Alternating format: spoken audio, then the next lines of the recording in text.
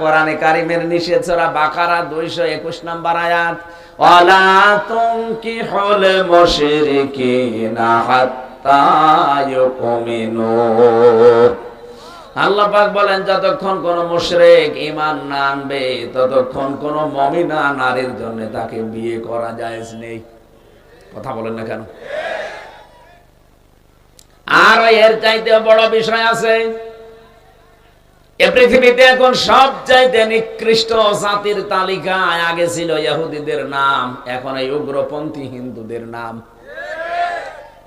আপনি এখন ইন্টারনেট ঘাটেন, এই পৃথিবীর সবচাইতে বড় নিকৃষ্ট সাম্প্রদায়িক দাঙ্গা বাঁধাতে যারা ব্যস্ত তারা এই প্রতিবেশী নামে কলঙ্ক, এই হিন্দু, এই মুশরিকরা। দুনিয়ার দিকে তাকালে আমরা দেখি পৃথিবীর মানুষগুলো কেউ মাটির নিচে তেল পায়, গ্যাস পায়, সোনা পায়, লোহা পায়, আরো শয়তানরা নাকি মাটির নিচে খালি মন্দির পায়।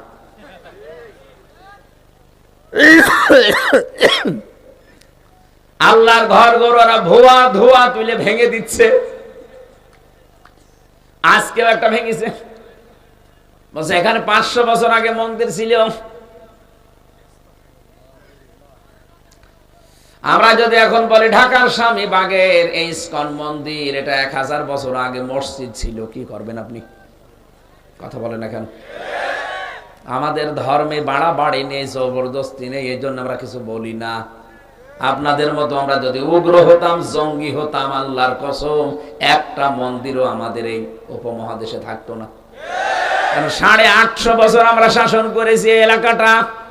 জোর জবরদস্তি যদি থাকতো পিটিয়ে মুসলমান বানাতাম, একটাও হিন্দু খ্রিস্টান থাকতে দিতাম না। কিন্তু আমাদের ধর্মে জোর জবরদস্তি নেই। আজকে আমিরে জামাত ডাক্তার শফিকুর রহমান হাফিজাহুল্লাহ গাইবান্ধাতে গেছে, দেখলাম এক হিন্দু পুরোহিত ওনার আগে বক্তব্য দিচ্ছে যে আমি মন থেকে বাংলাদেশ জামাত ইসলামীকে সাপোর্ট করি। মনে কয়েকটা কারণ বললো, 3-4টা। তার 1 নম্বর কারণে যে এই দলের ভেতরে কোনো দুর্নীতিবাজ মানুষ নেই। একটা হিন্দু পুরোহিত ঠাকুর, একটা হিন্দুর মুখে যদি এই কথা শুনতে পারেন, তাও ইসলামপন্থী একটা দল, জেনারেল দল হলে আমি কিছু বলতাম না, আসলে ইসলামপন্থী দল, একটা মাসলুম দল, একটা কোণঠাসা করে রাখা দল। এদের হাতে তো কিছু ছিল না, এরা তো মাসলুম। 53-54 বছরই মাসলুম, আরে 15.5 বছরে আরো বেশি।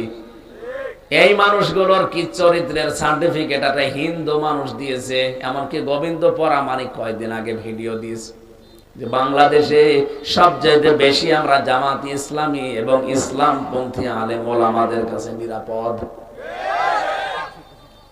এদের কাছে যত উল্টাপাল্টা কথা বিশ্বের মানুষকে এদের নামে ছড়ানো হয়, এরা সাম্প্রদায়িক দাঙ্গা তৈরি করে, এরা সংখ্যালঘু নির্যাতন করে, এই কথাগুলো আর সারা বিশ্বে ওরা ছড়িয়ে দিত এই উগ্রপন্থী হিন্দুরা জঙ্গির নাম নিয়ে। অথচ আল্লাহ পুরা উল্টিয়ে ওদেরকে এখন জঙ্গি হিসাবে দেখাচ্ছে। ওরা যে তামাম দুনিয়ার শ্রেষ্ঠ জঙ্গি ট্রাম্প পর্যন্ত বুঝে ফেলেছে।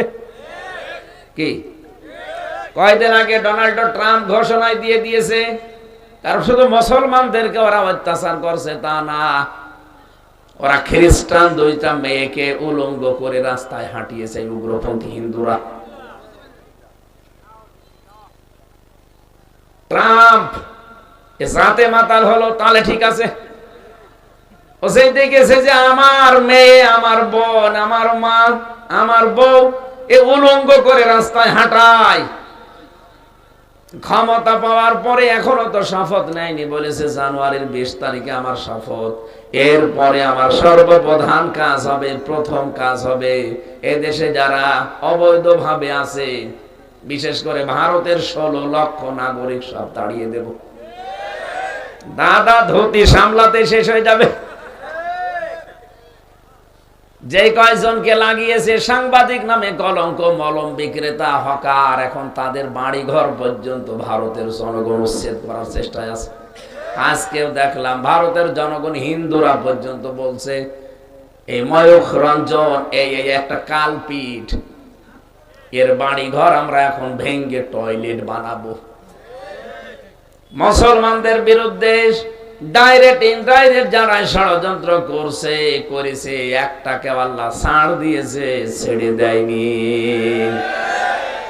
আমরা আহ্বান জানাবো, যেহেতু প্রতিবেশী এই হিসাবে সতর্ক করছি, আল্লাহর ঘরগুলোতে হাত দেওয়া বাদ দিন।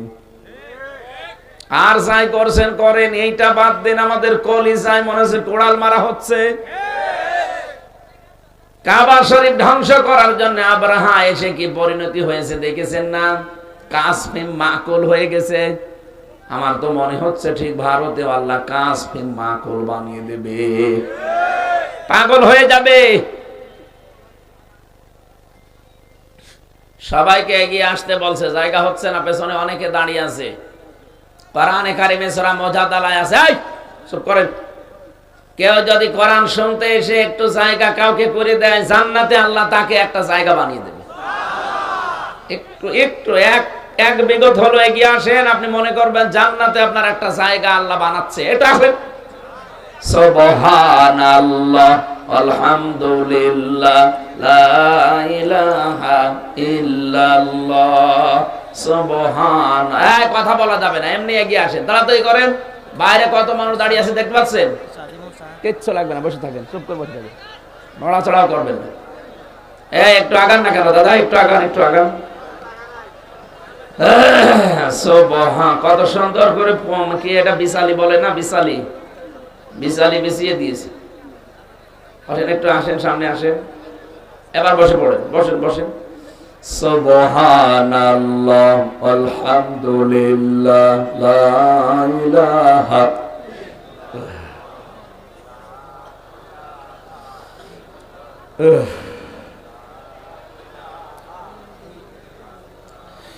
সুবহানাল্লাহ, আলহামদুলিল্লাহ, লা ইলাহা ইল্লাল্লাহ, লা ইলাহা ইল্লাল্লাহ, মুহাম্মাদুর রাসূলুল্লাহ। আল্লাহুম্মা সাল্লি আলা সাইয়্যিদিনা মাওলানা মুহাম্মাদ ওয়া আলি সাইয়্যিদিনা মাওলানা মুহাম্মাদ সাল্লাল্লাহু আলাইহি ওয়াসাল্লাম। আমার ভাইরা, আমরা সতর্ক বাণী উচ্চারণ করলাম এই কারণে, কারণ প্রতিবেশী হিসাবে আমাদের একটা দায়িত্ব আছে। বিপদে পড়বেন, এই উগ্রপন্থী একটা মানুষের কারণে আমরা যেমন বিপদে পড়িয়াছি। আজ বিশাল একটা বোঝা আমাদের ঘাড়ের উপরে দিয়ে লোকটা চলে গেল। 780 জন মানুষ এখন হাসপাতালের বেডে কাতরাচ্ছে। বলেন তো, কারো হাত নেই, পা নেই, চোখ নেই, অন্ডকোষ উড়ে গেছে। আমি নিজে দেখেছি কুষ্টিয়ায়। আগস্টের 5 তারিখে বিকালে মাগরিবের পরে গেলাম, যে দেখি হাসপাতালে কারো হাত নেই, কারো অন্ডকোষ উড়ে গেছে, চোখ নেই। একজন বলছে আমার একটা চোখ নেই। এই যে মানুষগুলো তার পরিবারের কাছে, তাই ভাই বোন, মা বাবার কাছে, স্ত্রীর কাছে এখন একটা বোঝা না? কথা বলেন না কেন? বিশাল একটা বোঝা আপনি দিয়ে গেলেন। অথচ রাসূলের উম্মত যারা হবে তারা আরো মানুষের বোঝা হালকা করবে, আর আমরা মানুষের মাথার উপর আরো বোঝা চাপিয়ে দেই। নবীজি যেদিন নবুয়ত পাওয়ার পরে আসলেন, খাদিজাকে ডাক দিয়ে বলেছিলেন, সাম্মিলুনি ইয়া খাদিজা, আমাকে ঢেকে দাও, আমি ভয় পেয়েছি, মানে আমার জীবনের উপরে আশঙ্কা করছি আমি যেন মারা যাব। হযরতে খাদিজা ওই দিন বলেছিলেন, কাল্লা, কখনোই না, আল্লাহি, আল্লাহর কসম, মা ইখজিকাল্লাহু আবাদান, কখনো আল্লাহ আপনাকে অপমান অপদস্থ ভয় দেখাতে পারেন না। ইন্নাকা লা তাসিলুর রাহিমা, আপনি তো রক্তের সম্পর্ক ঠিক রাখেন, আপনি আত্মীয়তার সম্পর্কগুলো ঠিক রাখেন, দুনিয়ায় কেন ভয় পান? আমি বিশ্বাস করি যারা দুনিয়ায় রক্তের সম্পর্ক ঠিক রাখবে এদের কোনো ভয় নেই। আর আপনি এত ভয় পেয়েছেন কারণ আপনার তো আত্মীয়তার সম্পর্ক ঠিক নেই। কথা বলে না কেন? এই দেশে আমরা আপনাকে কেউ কন্যা বলে ডাকতাম, মানুষ কন্যা, কেউ ভাবি বলতাম রংপুর বিভাগের মানুষেরা। কেউ বলতাম মা, কেউ বলতাম আপা। এই কথা বলছেন এখানে সারা দেশে তো এই আওয়াজে আসতো। আপনি রংপুরে যাবেন, ওনার নামে সবাই বলবে আমাদের গড় পর্দা ভাবি। আর বাকি দেশগুলোতে আপনি গোপালগঞ্জে যাবেন, তারা বলবে আমাদের কন্যা। আর শামীম ওসমানের কাছে যাবেন, একবার বলবে মা, একবার বলবে আপা। কি গো, এক মহিলা দুই জিনিস হয় কি করে? যারে মা বলে তারে আপা বলে। হোক, যে সম্পর্কে আপনি করেছিলেন এই সম্পর্কগুলো সব ছিন্ন করে চলে গেলেন। আমার দেশ পত্রিকার প্রথম দিনের রিপোর্ট দেখেছেন যে 14টা ব্যাগ উনি গুছিয়েছে, একটা মানুষের সাথে কোনো কথা বলেনি। যাওয়ার সময় পাইলটকে জিজ্ঞাসা করছে ব্যাগগুলো উঠেছে, বলে হ্যাঁ চলেন। আপনার ব্যাগে দামি হয়ে গেল, আর আমরা কি একটু জিজ্ঞাসা করতে পারলেন না যে হামজা কেমন আছে? কথা বলছে না। আপনার ব্যাগই সব হয়ে গেল, কি করবেন ব্যাগ নিয়ে? 3 দিন আগে উনি রিপোর্ট পাঠিয়েছে যে আমি অঘোষিত জেলখানায় আছি, আমি আর এখানে থাকবো না। আমি দরকার হয় দেশে যেয়ে ফাঁসির দড়ি গলায় নেব, তাও এই দেশে থাকবো না। কেন? আত্মীয়তার সম্পর্ক, সব রক্তের সম্পর্ক শেষ করে চলে গেলেন, বিশাল বোঝা মানুষের ওপরে দিয়ে গেলেন, আর এখন বলছেন আমি থাকবো না। আপনাকে থাকতেও দেওয়া হচ্ছে না, কারণ এই দেশে অলরেডি এখন এখান থেকে চিঠি দেওয়া হয়ে গেছে যে ফেরত পাঠান। এখান থেকে আমরা যারা বেঁচে আছি, আমাদের শিক্ষা আছে, নিজে অন্যায় করার পরে যদি সত্যি নিরপরাধ কোনো মানুষের উপরে দোষ চাপিয়ে দেন, আল্লাহর কসম আল্লাহ কিন্তু বিপদে আপনাকে ফেলবে। নয়তো তো কোরআনের আয়াত সূরা নিসার 112 নাম্বার আয়াত নাজিল করা একটা সমস্যা না? আল্লাহ কি আমাদের জন্য মিথ্যাবাদী হবেন? অবশ্যই এই কাজ তিনি ঘটাবেন। আমারে যারা মিথ্যা মামলা দিয়ে 3টা বছর বিনা কারণে আমার জীবন থেকে নষ্ট করে দিলেন, এখন আপনি কোথায় আছেন? বাড়িতে তো থাকতে পারেন না, দেশেও থাকতে পারছেন না। কি করলেন টাকাগুলো নিয়ে? আমার বাবার কাছ থেকে আপনি 30 লাখের উপরে টাকা নিয়েছেন বিনা কারণে। মনে আছে টাকা আমার বাবার কাছে পাই, মাঝে মাঝে বলতো চাচা টাকা দিলেন না, কিসের? ওই যে আপনার ছেলের মামলা দেব বলেছিলাম, টাকা না দিলে কিন্তু 50টা মামলা দেব। কি একটা অঘোষিত ব্যবসা পেয়েছিল দেখেন তো। আকিস গ্রুপের কাছ থেকে নিয়েছে 32 লাখের উপরে।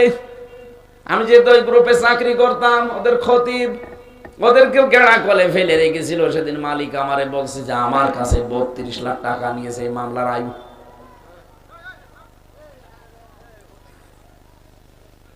কি হয়েছে? সেই টাকা কোথায়? টাকা এখন দেন। সেদিন মামলার আয়ু আমারে কল দিয়ে বলছো হুজুর আমারে মাফ করে দিয়েন। মাফ করে দিতে পারি, আগে টাকা ফেরত দেন। কি টাকা ফেরত দেবেন না খালি মাফ চাবেন? আস্তাগফিরুল্লাহ, কিসের মাফ? আগে টাকা ফেরত দেবেন, এরপরে মাফ চাবেন। এই 15.5 বছরে যাদের কারণে আমরা অনেকেই ব্যবসা করতে পারি নাই, অনেকে উপরের চেয়ারে উঠতে পারি নাই, অনেককে সাসপেন্ড করে রাখা হয়েছিল। এর কথা বলছে না নাকি? এলাকায় সব ঘটেনি? বিনা কারণে একজন মানুষকে আপনি বাড়িতে থাকতে দেননি 15 বছর। সে গাছতলায়, বাঁশতলায়, গোরস্থানে থেকেছে। কাউকে খুন করেছেন, গম করেছেন, আর আয়না ঘর তো আমি নিজে সাক্ষী। আমি তো 10 দিন ছিলাম মাটির নিচে, আর বাকি 3 বছরও যা ছিলাম ওটা একটা আয়না ঘরই। কারণ 2.5 হাত 24 ঘন্টা আমার ফাঁসির কন্ডেম সেলের ভেতরে তালা লাগিয়ে রাখতেন, যেখানে ফাঁসির আসামিদেরকে রাখা হয়। যা যা করেছিলেন আমার সাথে আমি দেখতে পাচ্ছি। যতগুলো মানুষ আমার এই মামলার সাথে জড়িত, টপ টু বটন একটাকে আল্লাহ ছাড় দেয়নি। কারণ আমি তো নির্দোষ ছিলাম, এটা আমি নিজেও জানি, আল্লাহ পাকও জানি। এই বিষয়ের সাথে আমার ন্যূনতম কোনো সম্পর্ক নেই। আপনি যদি জামাত ইসলামী করে এই মামলা দিতেন, তাও তো একটু কিছু না কিছু পেতেন। দিয়েছে উনি জঙ্গির লিডার। কি এটা কি যে আমি নিজেও জানি না। এরকম মামলা দেশে চলেছে না চলে নাই? এইরকম মুরব্বী মানুষ ঘরে ঘুমিয়ে আছে। লক্ষ্মীপুরের জেলা আমির, বীর মুক্তিযোদ্ধা, একটা মাস্টার মানুষ, সারা জীবন ছাত্র ছাত্রী পড়িয়েছে।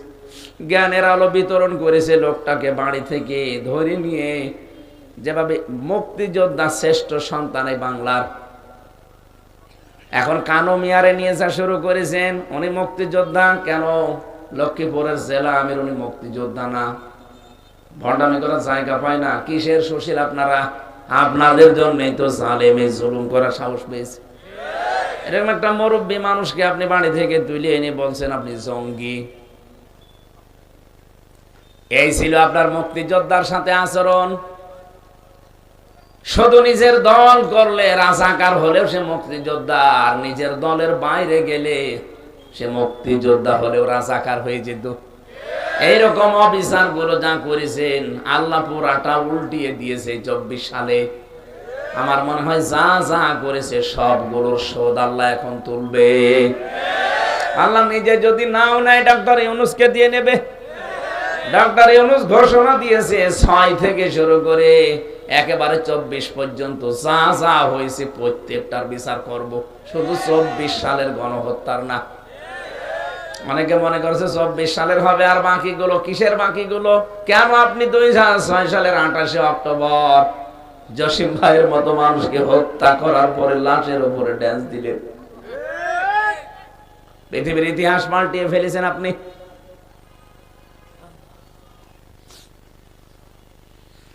পৃথিবীর ইতিহাস আমি পাইনি যে কোনো মানুষ হত্যা করার পরে তার লাশের উপরে জাহিলি যুগেও ড্যান্স দিয়েছে, আমি পাইনি। তো এইটাই বাংলাদেশে ঘটে গেছে। গণহত্যার সাথে যারা জড়িত ইতিহাস পড়ে দেখলাম একটা মানুষকেও, পৃথিবীর মানুষকে আল্লাহর সম্মান দেয় না। চেঙ্গিস খান, হিটলার, এই কথা বলছেন না কেন? আপনি তাকান, তাদের দিকে নাম শুনলেই মানুষ ঘৃণা করে। সত্যি গণহত্যা এটার সাথে যারা জড়িত, কারণ একটা মানুষের জীবন আল্লাহর কাছে এত দামি। বিনা কারণে একজন মানুষকে যদি কেউ হত্যা করে, আল্লাহ বলেন তামাম দুনিয়া ধ্বংস করে দিতে আমি একবারও ভাববো না। বলেন তো, কিয়ামতের ময়দানে সর্বপ্রথম জাহান্নাম উদ্বোধন করা হবে যেই লোকটাকে দিয়ে, তার নাম কি? হ্যাঁ, কাবিল। মানুষ হত্যা করেছে সর্বপ্রথম এই দুনিয়ায়।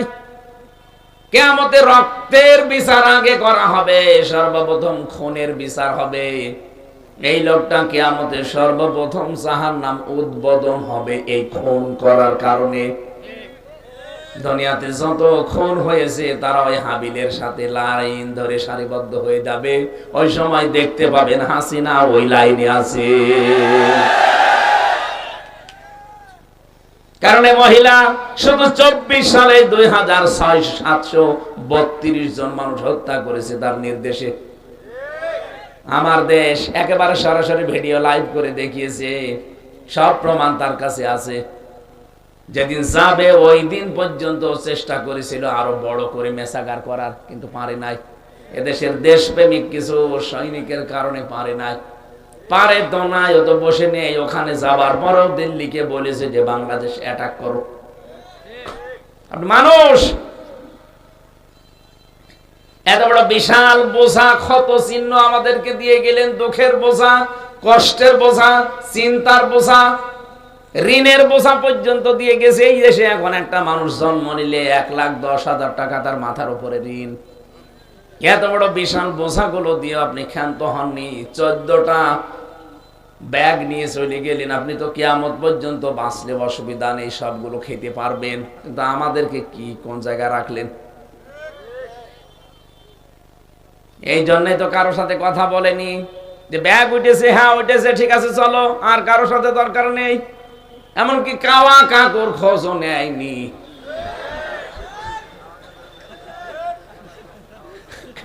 কাওয়া কাকু সারাটা জীবন, আমার মনে হয় যে অবস্থা হয়েছিল, কঙ্কাল হয়ে গিয়েছিল, আজরাইলকে দেখে আল্লাহ আবার ফেরত দিয়েছে, তার খোঁজও নিলেন না। এমনকি সে ইন্ডিয়ায় যাওয়ার পরে কয়েকবার নাকি দেখা করার জন্য সময় চেয়েছে, উনি রাজি হয়নি, বলে না, কাওয়ার সাথে আমার কোনো কথা নেই। আপনি আমাদের খোঁজ খবর নিলেন না, বিনা কারণে আমাদের জীবনটা এভাবে তছনছ করে দিয়ে গেলেন। আপনার কারণে শুধু আমার মামলা 3 বছর জামিন হয়নি, অথচ যে মামলা দিয়েছিল ওটা যদি রায়ও হয়ে যেত আমার 3 মাসের বেশি জেল হয় না, কারণ আমি সন্দেহমূলক আসামি। আমার বক্তব্য শুনে নাকি একজন উদ্বুদ্ধ হয়ে সংসদ ভাঙতে গেছি, এই আমার নাম বলিস তাই। সে পাগল এখনো ছেলে, সিরাজগঞ্জে বাড়ি। আমি মামলার হাজিরা দিতে গিয়ে দেখি আমার সামনে, তুই আমারে চিনিস? বলছে না। কোন কারণে আমার নাম বলতে গেলি? বলছে হুজুর ওরা আমারে শিখিয়ে দিয়েছে যে আমির হামজার নাম বলবা যে তার ওয়াজ শুনে আমি সংসদ ভাঙতে এসেছি, তাহলে হুজুরকে আমরা ধরবো।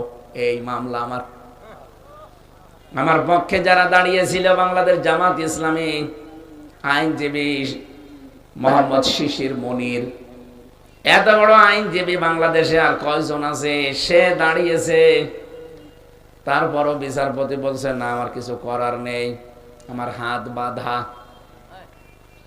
অথচ আগস্টের 5 তারিখের পরে মামলা তুলতে দেরি, একেবারে পুরাটা খালাস করে দিয়েছে। জিজ্ঞাসা করতে গেলাম যে মাননীয় আদালত, এটা তো 3 বছর আপনার কাছে ছিল, তখন তো কিছু বললেন না। বললেন না এ মামলার কোনো রায় নেই, আর এখন বলছেন যে মামলার কোনো মাল নেই, কি দেখে বিচার করব? হুজুর আমার কিছু করার নেই, আমার হাত বাঁধা ছিল, এখন হাত খোলা আছে, আমি ন্যায় বিচার করতে পারবো। আমরাও চাই বাংলাদেশে যারাই থাকবে তাদেরও আবু সাইদের মতো হাত খোলা থাকবে। এটা আমরা চাই না। যারা আসবে কিয়ামত পর্যন্ত দেশের দায়িত্বে কারো হাত যেন বাঁধা না থাকে। এদেশে অবিচার হওয়ার পেছনে কারণ আমি একটাই পেয়েছি, 1628টা চেয়ার ছিল এই দেশে, একটা চেয়ারের হাত শুধু খোলা ছিল, আর বাকি সব চেয়ারের হাত ছিল বাঁধা। আপনাদের এখানে যিনি ছিল ভোলা নাকি যেন, ওনার উপরে উপরে যা কথাবার্তা, ওনারও হাত বাঁধা ছিল না, যা বলতে বলতো উনি তাই বলতো। শুধু একজনের হাত খোলা ছিল, তাছাড়া বাকি যে যাই বলুক না কেন সব ওনার পেছনে। আমরা চাই ওইটা না, আমরা চাই সবার হাত খোলা থাকবে। আজকের বিচারপতির হাত খুলে দিতে দেরি, আমার মামলা কত কঠিন মনে করতো, অথচ একেবারে পানির মতো হয়ে গেছে। বিনা কারণে এগুলো যারা চাপিয়ে চাপিয়ে মানুষের জীবনটা নষ্ট করে দিয়েছেন, আল্লাহ যেন ঠিক উল্টিয়ে ওই অপরাধ ট্রাইব্যুনালে আপনার বিচার আজ জনগণের সামনে করাচ্ছে। কি হবে বলেন তো? যদি এখন সরকার ফেরত দিতে তো বাধ্য, বরং বন্দি বিনিময়ের চুক্তি আছে। চিঠি যখন দিয়েছে দেশের রাষ্ট্র থেকে অবশ্যই ফেরত দেওয়া লাগবে। আর ওনার 165টা মার্ডার মামলা, একটা মার্ডার করলেই তো মার্ডার করা যায়, তারে আবার ফাঁসি দেওয়া যায়। আর 165টা। এখন যে জল্লাদ আছে ইলিয়াস, এর আগে ছিল শাহজাহান জল্লাদ, ও মরে গেছে। এখন যেটা দায়িত্বে আছে ফাঁসি দিয়েছে, ওর নাম ইলিয়াস, ও বাড়ি চট্টগ্রামে, ও কিন্তু মার্ডার মামলার আসামি। আমার একদিন ফাঁসির ওই কন্ডেম ছেলে এসে বলছে, হামজা ভাই আপনি এগুলো বাইরে যেতে পারেন, পারিবারিক জীবন নিয়ে কিছু বলবেন। আমি কিন্তু খুব বড় অপরাধ করি নাই। 17 বছর আমি সৌদি আরবে ছিলাম, বাংলাদেশে এসে বিয়ে শাদী করলাম, আর 30 বছর আমার এখন জেল। আমি ফাঁসির মামলায় ছিলাম, সেখান থেকে যাবজ্জীবন জেলে দিয়েছে, তার মানে 30 বছর থাকা লাগবে। কি অপরাধ আপনার? বিয়ে করার পরে বোর সাথে আর আমার মার সাথে মিল নেই। আমার মাকে আর আমার বোনকে কিছু দিলেই বোর খালি গান গানানি, ওর ভাল লাগে না, শুধু আমার কাছে মুখে মুখে তর্ক করে। আমি নিজে কামাই করলাম 17 বছর, আমি সৌদি আরবে এত পরিশ্রম করি, আমার বউকে আমি দেব। আরো কি বলে বারবার শুধু আমার মায়ের নামে খোটা দেয়। পরে সংশোধন করার জন্য একটা থাপ্পড় দিলাম, ও ছাতা মরিয়ে গেছে। হ্যাঁ, একটা থাপ্পড় দিয়েছিলাম, ও দেখি ছাতা নেই, মরে গেছে। সেই মুসা নবীর মতো ফেরাউনের বাবরসিকে সংশোধনের জন্য একটা থাপ্পড় দিয়েছিল, ও ছাতা মরে গেছে। কারণ বাবা মা মামলা দিয়েছে, মার্ডার মামলা। এখন আমি 30 বছর জেল খাটছি। আমার সরকার দায়িত্ব দিয়েছে জেলখানার কর্তৃপক্ষ যে মানুষকে ফাঁসি দিবা। আমি বের হওয়ার কয়েকদিন আগেও একজনকে দেখলাম আমার সামনে ফাঁসি দিল। ওই লোকটাই, উনি মেন দায়িত্বে ছিল ওই সময়। তো বলেন তো এই লোকটার অপরাধ খুব বড় না? সংশোধনের জন্য একটা থাপ্পড় দিয়ে সারাটা জীবন এখন তার ওই সাত দেওয়ালের মাঝে মানুষের লাথি গোতা খেয়ে কাটার লাগছে। ও ভাইরা, বড় আফসোস নিয়ে কথাগুলো বের হচ্ছে আমার মুখ দিয়ে। আমি আপনাদের জন্য বড় শঙ্কিত আছি। কি করলেন জীবনে? 41 সাল টার্গেট দিয়েছিলেন, 41 না 71 সাল পর্যন্ত আপনি থাকতেন, কি হতো? তারপর তো মরা লাগতো। বলেন না কেন? কি করতেন মরে গেলে? কারণ জালেম যারা, এরা আল্লাহর মামলার আসামি। ইন্নামাস সাবিলু আলাল্লাযিনা ইয়াযলিমুনান নাস। অবশ্যই আমি আল্লাহ নিজে মামলা দেব যারা এই দুনিয়ায় মানুষের উপরে জুলুম করে। ইয়াজলিমুনা, এটা মোজারে, বর্তমান ভবিষ্যৎ, প্রেজেন্ট ফিউচার। আল্লাহ ইয়াজলিমুন আল মুসলিমুনা দেয়নি যে মুসলমানদের উপরে যারা জুলুম করে, আল্লাহ দিয়েছেন ইয়াজলিমুনান নাস। হিন্দু কি মানুষ না? কথা বলে না কেন? হিন্দুরাও তো ছাড় পেল না আপনাদের কাছ থেকে। বিশ্বজিৎ একটা হিন্দু ছেলে, সে বারবার কিন্তু বলেছিল, ওই মামলার প্রধান আসামি আমার সাথে ছিল ছেলে শাওন। বলছে হুজুর বারবার আমারে বলছিল, রাতের বেলা তো কথা বলতাম, বলছে বারবার আমারে বলছিল যে ভাই আমি কিন্তু জামাত শিবির না, আমি মুসলমানই না, বিশ্বাস না হলে আপনার কাপড় খুলে দেখেন। তারপর ওরে ছাড়ি নাই, রামদা দিয়ে কোপাতে কোপাতে ওরে জায়গায় শেষ করে দিয়েছি। কিন্তু আমি কি করলাম? আমার এখন আফসোস লাগে, আমার 30 বছর এখন জেল। আমি ফাঁসির আসামি ছিলাম, ওখান থেকে বেঁচে গেছি, কিন্তু 30 বছর আমার জেল খাটা লাগবে। আমার বাড়ি থেকে মা বাবার খোঁজ নেয় না, তারা আমারে ঘৃণা করে। দলের জন্য যা করলাম, যার কথা মতো, তারা আবার খোঁজ নেয় না। আমার জীবনটা এখন নরক হয়ে গেছে।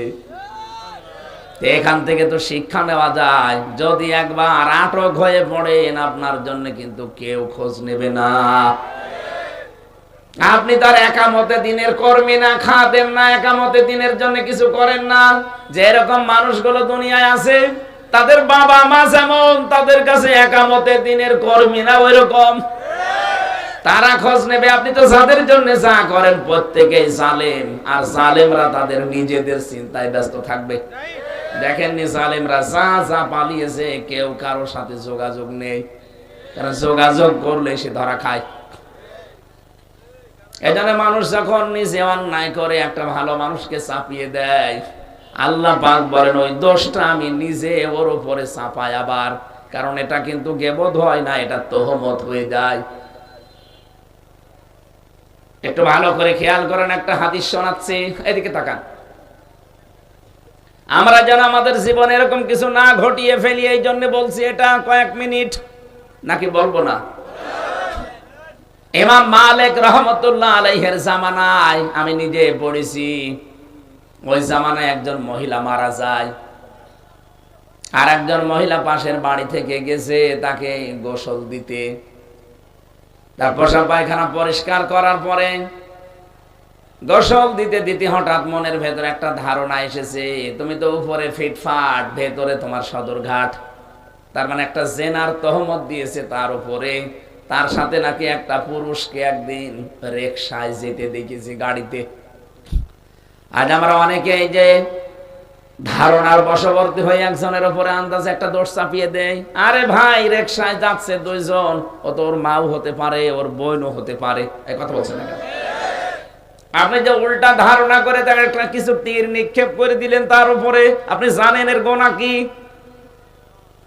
মেয়েটা বলে আমি এই কাজ করছিলাম, হঠাৎ করে একটা ধারণা নিক্ষেপ করলাম যে তুমি আজকে মারা গেছো, 3 দিন আগেও তোমার সাথে আমি একটা পুরুষ মানুষ দেখেছি, কিন্তু লোকটা যে কে ছিল আমি জানি না। পরবর্তীতে তার এই যে এই ঘটনা ঘটে যাওয়ার পরে জিজ্ঞাসা করলাম যে আমি 3 দিন আগে এর সাথে একজন দেখেছিলাম, ওইটা কে? তখন ওর স্বামী নাকি জানিয়েছে যে ওইটা আমার আপন শালীর ছেলে। শালীর ছেলে ওই মেয়ের জন্য কি হয়? খালা। কি হয়? খালার সাথে দেখা করা জায়েজ নেই? এক কথা বলছেন না কেন? 14 জন পুরুষ মানুষের সাথে দেখা করতে পারবে মেয়েরা। কয়জন? একজন বাবা, কি এরপরে ছেলে, বোনের ছেলে, ভাইয়ের ছেলে, জামাই। জামাই মানে মেয়ে যার সাথে বিয়ে দিয়েছেন তার সাথে, এটা কি বলে? জামাই। এরকম 14 জনের তালিকা আছে সূরা নিসায়। এদের সাথে আপনি দেখা করতে পারবেন। হ্যাঁ, শর্ত হচ্ছে মুখমণ্ডল, হাতের কবজি আর পায়ের পাতা বাদ দিয়ে পুরা শরীর কিন্তু ঢেকে রাখা লাগবে। আপনি আপনার আপন ভাইয়ের ছেলে হোক, বোনের ছেলে হোক, আপনার ওই মেয়ের যে জামাইটা আছে ওই জামাইয়ের সামনে মাথার চুল খুলে দিয়ে থাকতে পারবেন না, কারণ এটা পর্দার ভেতরে। চুল শুধু দেখতে পারবে আপনার স্বামী। কথা বুঝতেছেন? মেয়েটা বলছে আমি যখন তার রানের উপরে হাত দিয়েছি, লাশ ধোয়াতে ধোয়াতে লজ্জাস্থানের পাশে যখন হাত দিয়েছি, আমার হাত গেছে আটকিয়ে, আর খোলে না। যত চেষ্টা করি না, হাত খুলতে পারি না। এলাকার ইমাম যিনি আছে তাকে বললাম কি করা যায়। উনি রায় দিয়ে দিলে, এক কাজ করেন, এই জীবিত মহিলা তার হাত কাটা যাবে না, ওই যে লাশ আছে যে মহিলাটার, ওই লাশের ওই জায়গা থেকে চামড়া কেটে বাদ দিয়ে দেন, কিন্তু ওর স্বামী আর সন্তান বাদ সেজেছে। কি বলেন আপনি?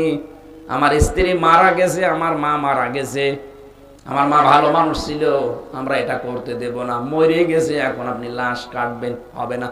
দরকার ওই জীবিত মহিলার এ হাত কেটে বাদ দিয়ে দেন।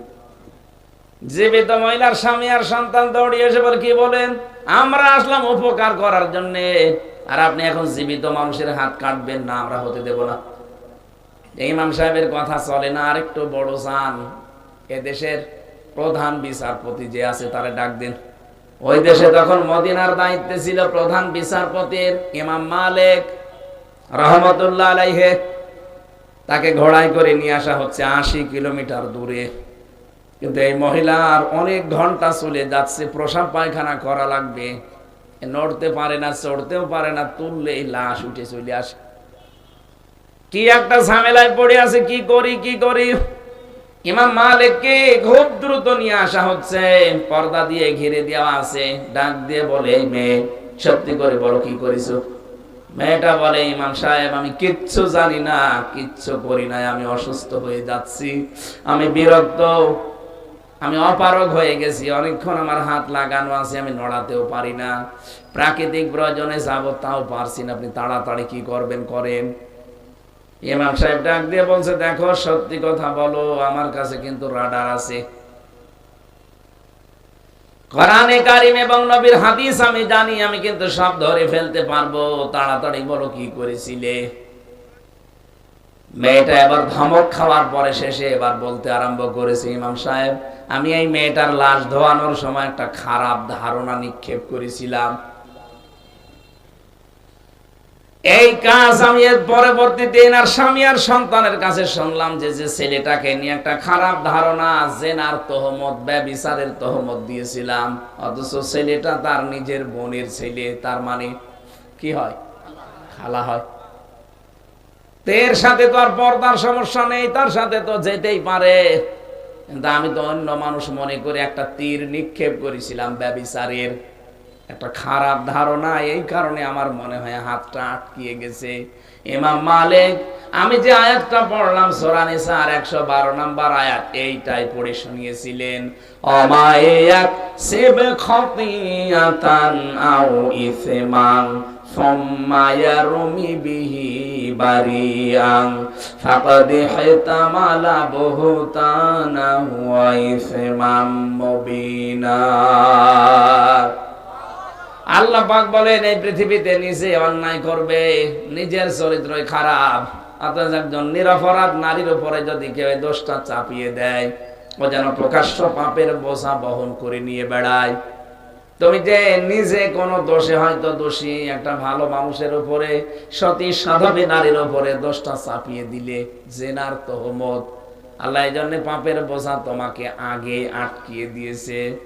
সূরা নূরের 4 নাম্বার আয়াতটা তেলাওয়াত করে তাকে শোনালেন, মেয়ে শোনো, আল্লাযীনা ইয়ারমুনাল মুহসানাতি সুম্মা লাম ইয়াতু বিআরবা'তি শুহাদা ফাজলিদুহুম 80 জালদা ওয়ালা তাকবালু লাহুম শাহাদাতান আবাদা মাওলাইকা হুমুল ফাসিকুন।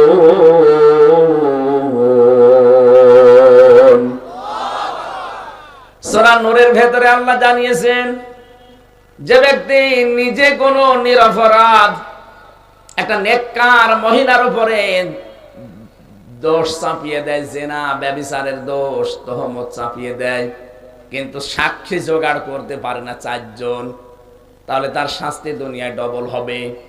1 নম্বরে ওই মহিলার কোনোদিন কোনো সাক্ষী আদালতে গ্রহণ হবে না। 2 নম্বরে তাকে 80টা বেত মারা লাগবে চামড়ার চাবুক দিয়ে। এ শাস্তির বিধান কার? ইমাম মালিক মেয়েটাকে বলেছিলেন, মহিলা, আমার কাছে নবীর হাদিসের রাডার আছে, মান সালিমাল মুসলিমুনা মিন লিসানিহি ওয়া ইয়াদিহি। ওই লোকটাই মুসলমান যার হাতের দ্বারা মুখের দ্বারা অন্য মুসলমানেরা নিরাপদ থাকে। তোমার মুখের কথার দ্বারা আর হাত দিয়ে কাজ করছিলে 2টার দ্বারা এই মহিলা কষ্ট পেয়েছে বিনা কারণে। একটা ধারণা তার উপরে নিক্ষেপ করলে আল্লাহ পাক এখন তোমাকে পাপের শাস্তি দুনিয়ায় দেখাচ্ছে। এই যে হাতটা আটকিয়ে গেছে, এটা তোমার পাপের বোঝা। আমি কোরআনে কারীম জানি, যেহেতু 2টা বিধান এখন কার্যকর করা হবে, এই দেশে কোরআনের আইন চলে। 1 নম্বরে তোমার সাক্ষী কোনদিন আর মরণ পর্যন্ত গ্রহণ করা হবে না, ওয়ালা তাকবালু লাহুম শাহাদাতান আবাদা। 2 নম্বরে মিয়াতা জালদা, তোমাকে আমি এখন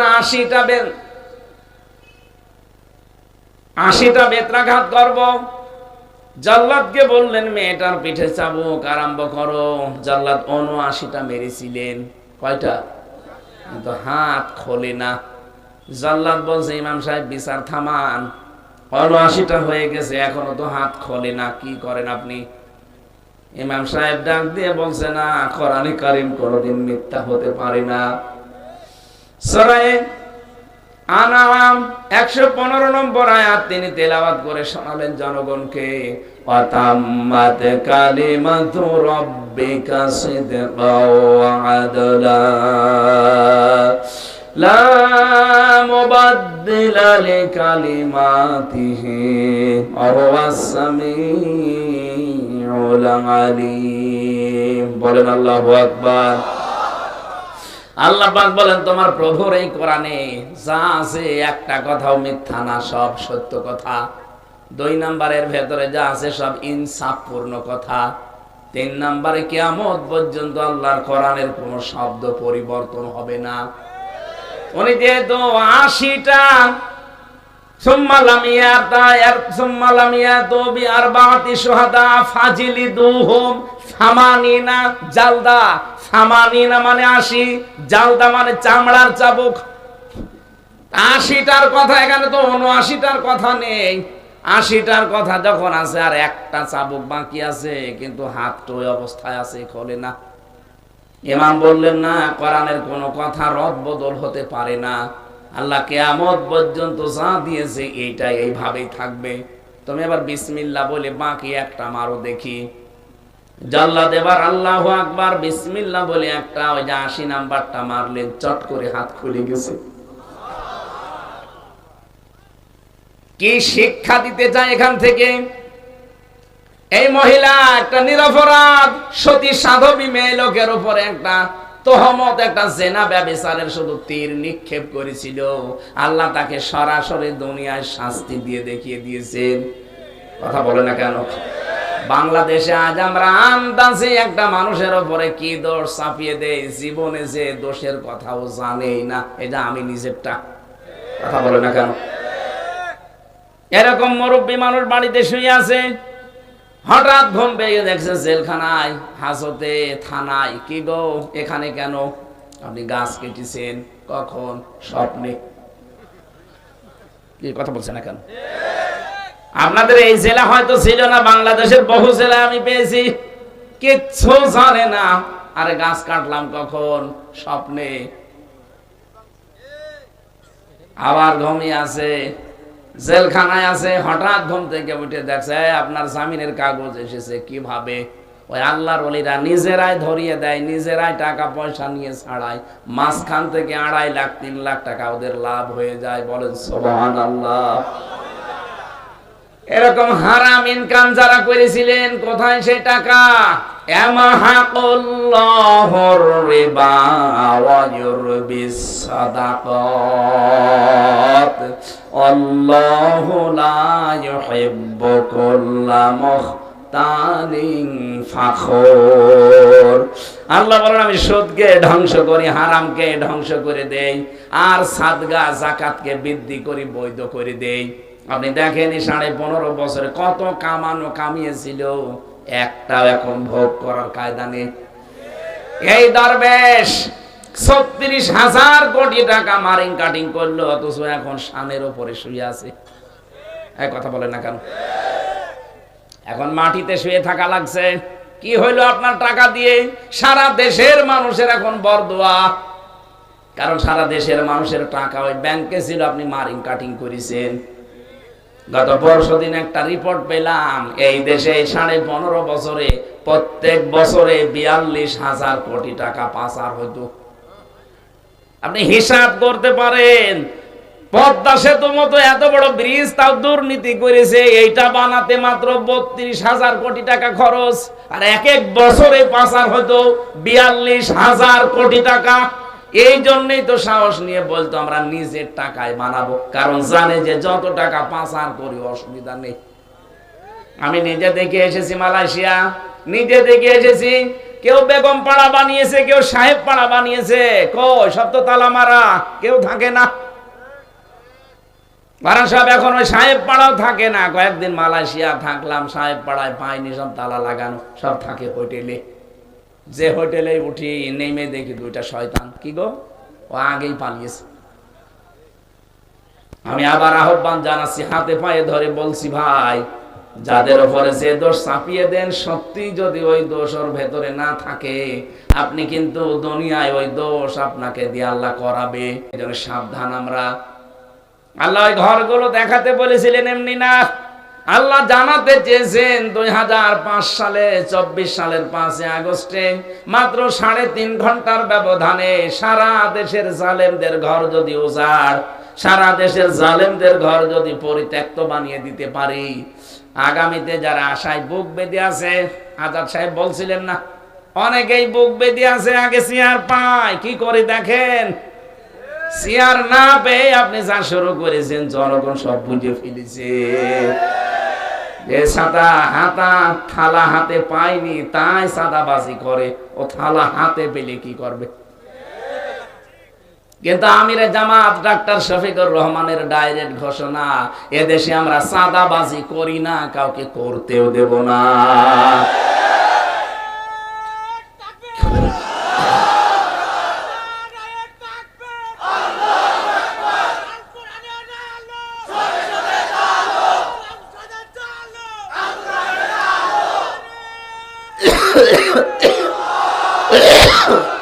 আলহামদুলিল্লাহ ভাই, এজন্য আপনাদেরকে আমি সাবধান করছি, চাঁদাবাজিটা বন্ধ করেন। এদেশে একামতে দিনের একজন কর্মী যদি বেঁচে থাকে, আপনার স্বপ্ন 7 কোনোদিন পূরণ হতে দেবে না। দরকার হয় আবার জীবন দেবে এদেশের মানুষ, কিন্তু এই অন্যায় অবৈধ কাজ বাংলার জমিন আর কোনোদিন কায়েম হতে দেওয়া হবে না। এটা একটা মানুষের উপরে কত বড় জুলুম আপনি জানেন? 8 বছর 10 বছর 15 বছর একটা লোক প্রবাসে থেকে টাকা পয়সা কামাই করে একটা ঘর বানাবে, আর মেজো ভাই আসে, সেজো ভাই আসে, ছোট ভাই আসে, বড় ভাই আসে, কি মিষ্টি খাবে?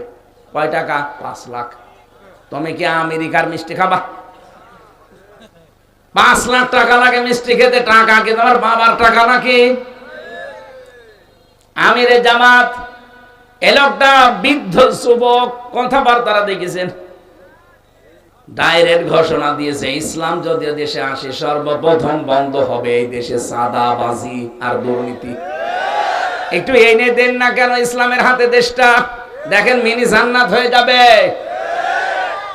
মমতাজ আলীর মতো 300 জন এমপির ভেতরে মাত্র 151 জন যখন এই কোরআন বুকে নিয়ে সংসদে ঢুকতে পারবে, আপনাদের ভোলার মতো না।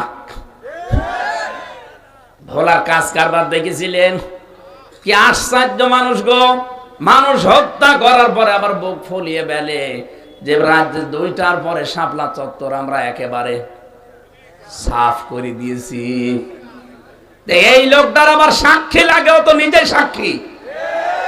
শাপলা চত্বরে যত মানুষ হত্যা হয়েছে তার ব্যাপারে এ দায়ী। এ কথা বলে না কেন?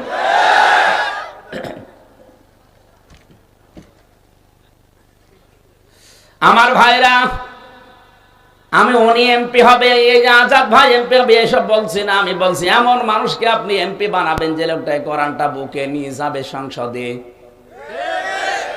300 মানুষ লাগবে না, 151 জন মানুষ যদি মুনতাজালের মতো পাওয়া যায়, উনি সর্বপ্রথম যে কোরআনে কারিমের বিল আনবে। আল্লাযীনা ইম্মাক্কান্নাহুম ফিল আরদি আকামুস সালাহ।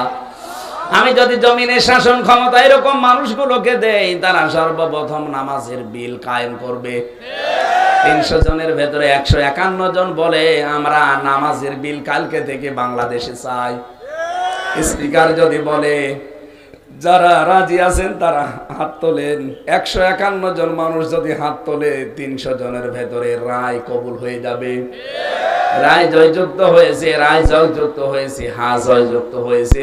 তারপরের দিন সারা বাংলাদেশের 56,000 বর্গ মাইলে নামাজের ওয়াজ করা লাগবে না।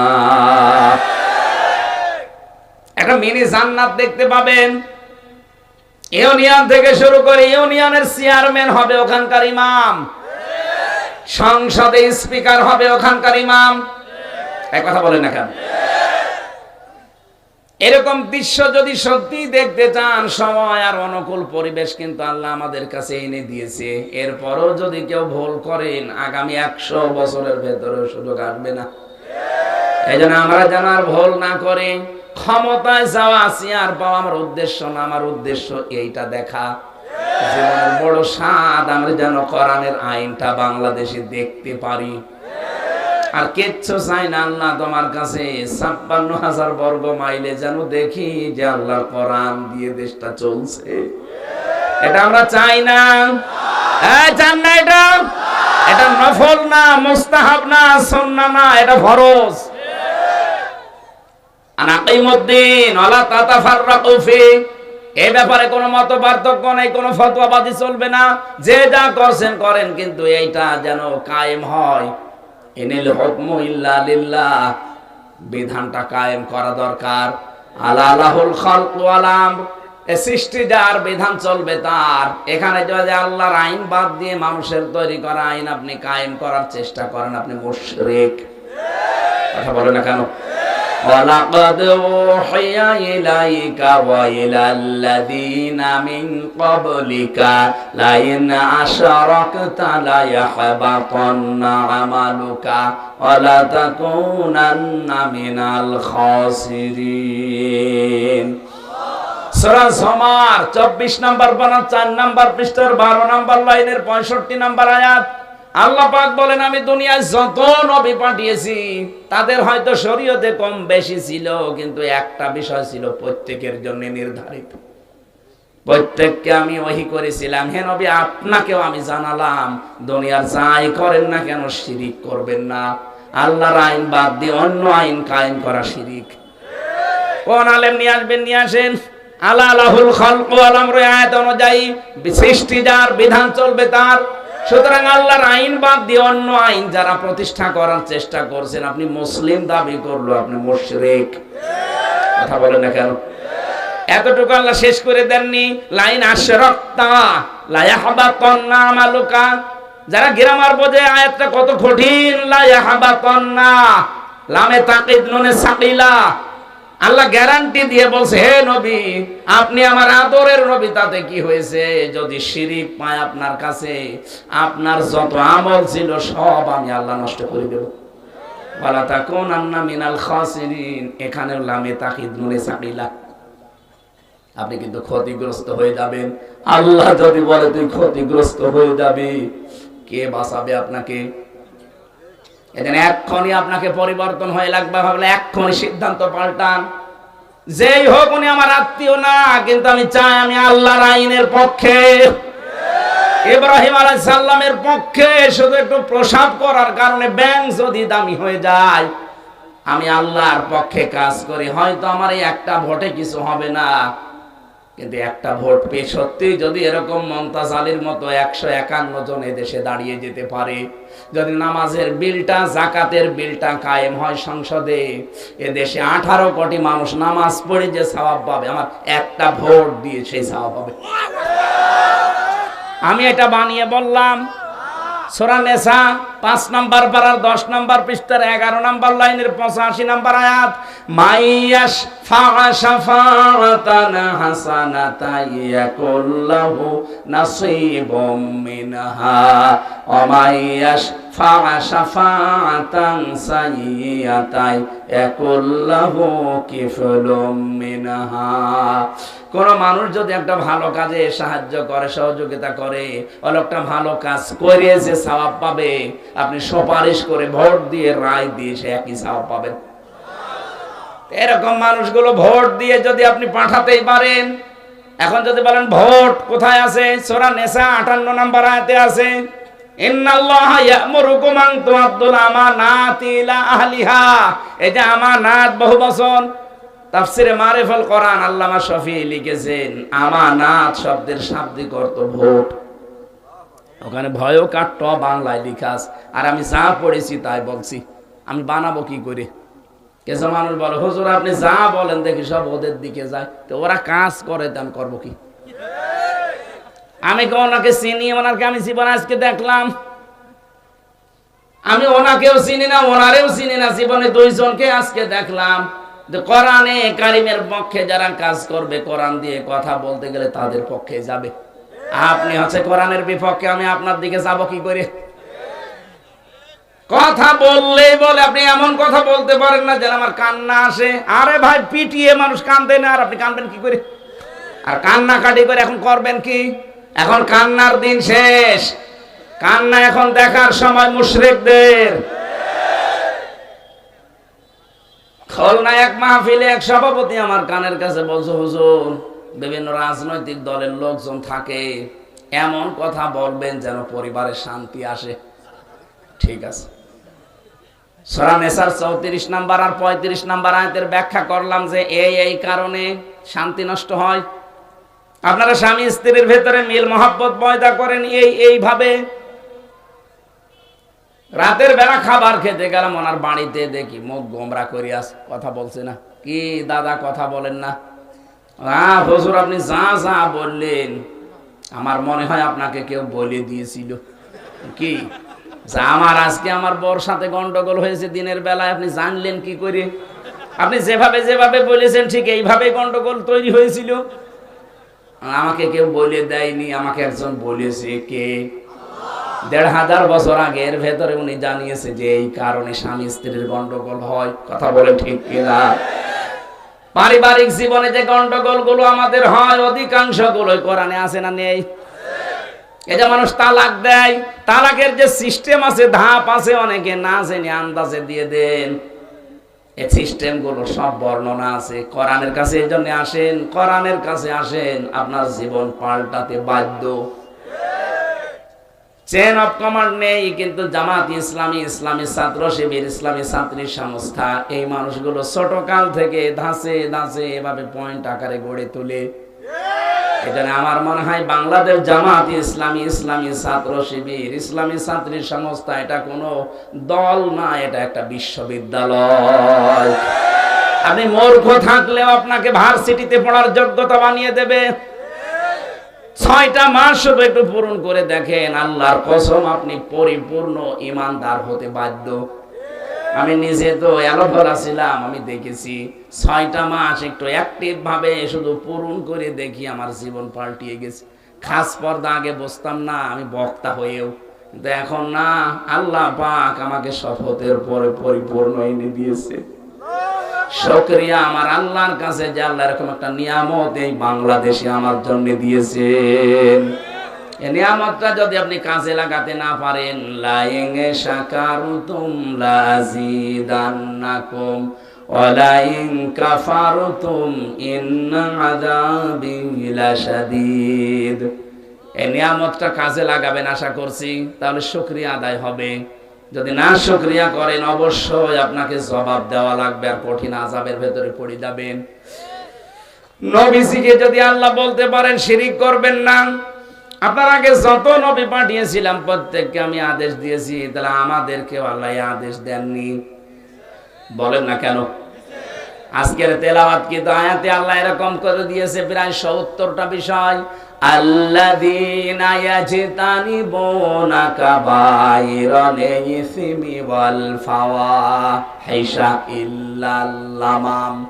যারা বেঁচে থাকতে পারবে দুনিয়ায় বড় বড় গুনাহ থেকে, এদের জীবনে মানবিক দুর্বলতার কারণে যদি ছোটখাটো গুনাহ হয়ে যায়, আল্লাহ পাক নিজ গুণে তার গুনাহগুলো মাফ করে দেবেন। তাহলে আজকে থেকে আমরা যে ৭০টা সব লিখেছি, এই গুনাহগুলো থেকে বেঁচে থাকার জন্য এখন থেকে চেষ্টা চালাবেন। মানবীয় দুর্বলতার কারণে যদি ছোটখাটো গুনাহ হয়ে যায়, আল্লাহ মাফ করে দেবে। ইন্না রাব্বাকা ওয়াসিউল মাগফিরা, আমাদের রব বিশাল ক্ষমার ভান্ডার নিয়ে বসে আছে। আপনি একটু দেখেন তো এই গুনাহগুলো আমাদের জীবনে আছে কিনা। যদি থাকে এই মুহূর্তে মাইনাস করা লাগবে, নয়তো আপনাকে আল্লাহ শাস্তি দেবে নিজের হাতে। ইনতাজতানিবু কাবাইরা মা তানহাউনা আনহু নুকাফির আনকুম সাইয়্যাতিকুম ওয়া নুদখিলকুম মুদখালান কারীমা। বলেন আল্লাহু আকবার। সূরা নিসার ৩১ নম্বর আয়াতে আছে, রব্বুল আলামিন বলেন, এই দুনিয়ার ময়দানে যদি বড় বড় গুনাহ থেকে বেঁচে থাকতে পারো, ছোট গুনাহগুলো আমি এমনি মাফ করে দেব, আর এমন একটা জান্নাতে প্রবেশ করাবো, সম্মানিত জায়গা। ১ নম্বরে আমি পেয়েছি এই বড় গুনার ভেতরে সবচাইতে বড় গুনাহ হচ্ছে শিরিক করা। শিরকে আকবার আছে, শিরকে আসগার আছে, দুইটা থেকে আমাদের বাঁচা লাগবে। এই যে তাফসীর করতে গেলে সময় যে এখন লাগবে, এই কারণে। শিরিক কাকে বলে? শিরিক বিল জাত, শিরিক বিল সিফাত, শিরিক বিল ইখতিয়ার, শিরিক বিল হুকুক। এই ৪টা আবার শ্রেণী বিন্যাস করলে হয় ৮ প্রকার। এই ৮ প্রকার ভাগ করলে হয় ১২ প্রকার।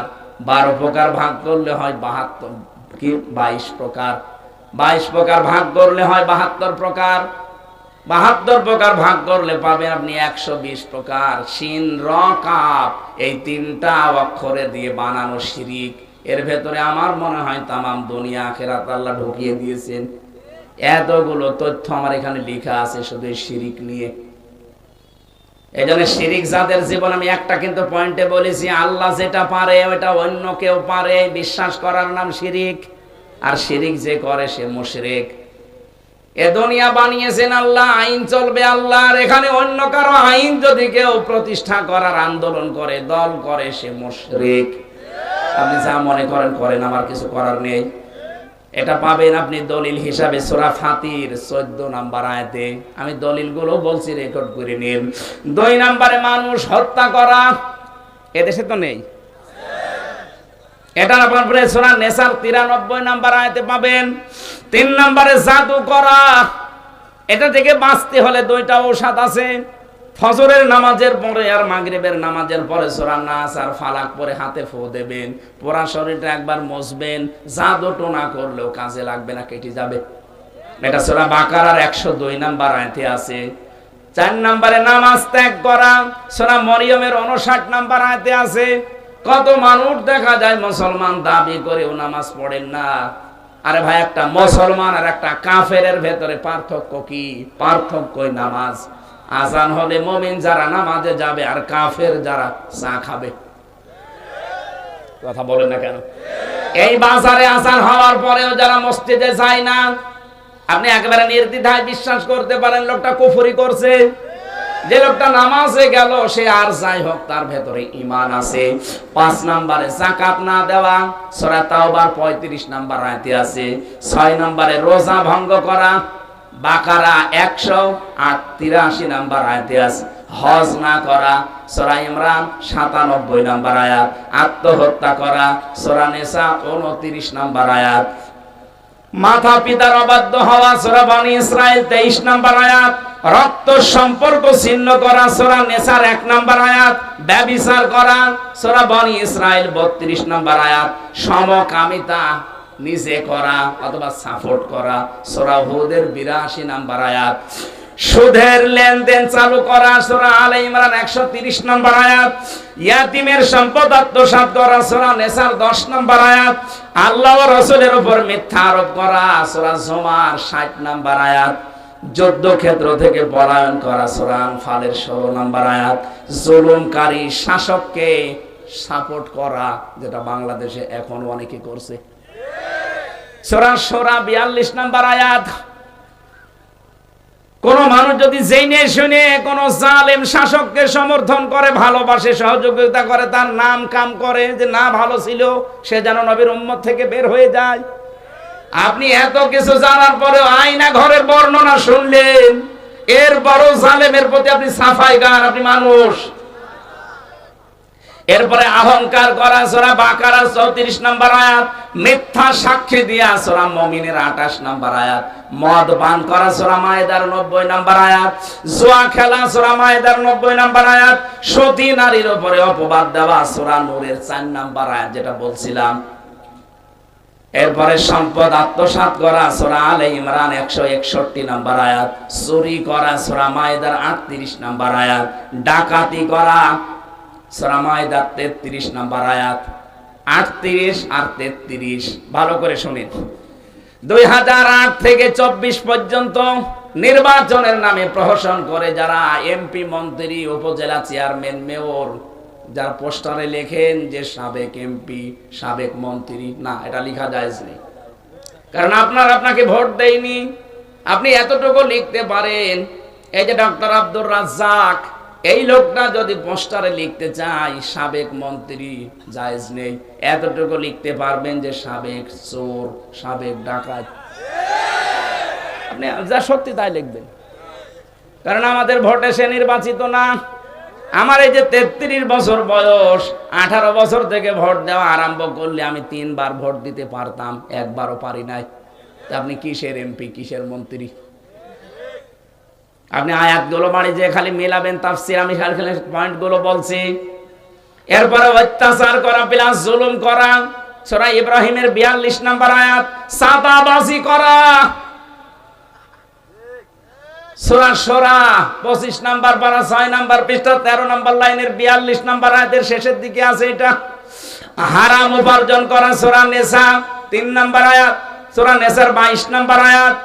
মিথ্যা কথা বলা, এরপরে বিচারে দুর্নীতি করা, এদেশে তো ছিল না। বিচারে যারা দুর্নীতি করেছিল আল্লাহ কি ধরা ধরেছে, কালামানিক রে, বিসি উড়ে গেছে কালামানিকের, এখন ওর বউ টেকে কিনা আল্লাহ জানে। কলার পাতায় পর্যন্ত আল্লাহ শুইয়েছে।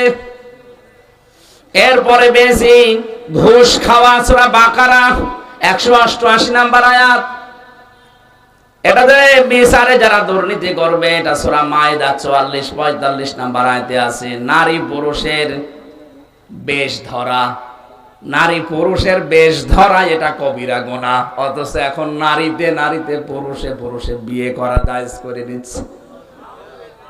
এরপর অশ্লীলতার প্রশ্রয় দেওয়া সূরা নূর 11-18 নম্বর পারায় 11 নম্বর পৃষ্ঠার 1 নম্বর লাইনের 20 নম্বর আয়াতে আছে তালাক প্রাপ্তাকে শর্ত দিয়ে বিয়ে করা।